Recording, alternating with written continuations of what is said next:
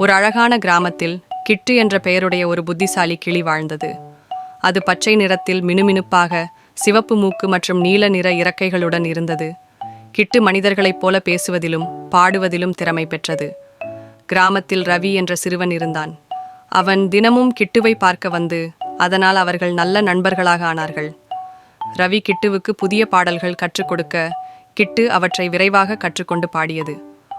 ஒரு நாள் கிராமத்தில் திருவிழா நடைபெற்றது. அந்த விழாவில் பாடல் போட்டி ஏற்பாடு செய்யப்பட்டது. ரவி கிட்டுவை அந்த போட்டியில் பங்கேற்கச் செய்ய நினைத்தான். ஆனால் கிளி ஒரு பாடல் போட்டியில் பங்கேற்கும் என்பதை யாரும் நம்பவில்லை. ரவி தன்னம்பிக்கையுடன் கிட்டுவை மேடைக்கு அழைத்தான். கிட்டு மேடையில் நின்று ரவி கற்றுக் கொடுத்த பாடலை அழகாக பாடியது. அதன் இனிமையான குரலும் தெளிவான உச்சரிப்பும் அனைவரையும் ஆச்சரியப்படுத்தியது. பார்வையாளர்கள் கிட்டுவுக்கு கரகோஷம் செய்தனர். நீதிபதிகள் கிட்டுவின் திறமையை பாராட்டி முதல் பரிசை வழங்கினர். கிட்டு கிராமத்தின் புகழ்பெற்ற கிளியாக மாறியது. அது தனது பாடல்களால் அனைவரையும் மகிழ்ச்சியடையச் செய்தது.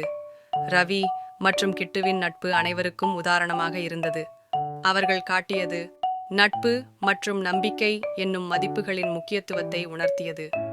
இக்கதை நண்பர்களுக்கிடையிலான அன்பும் நம்பிக்கையும் மற்றும் ஒருவரின் திறமைகளை மதிப்பிடுவதின் முக்கியத்துவத்தையும் காட்டுகிறது.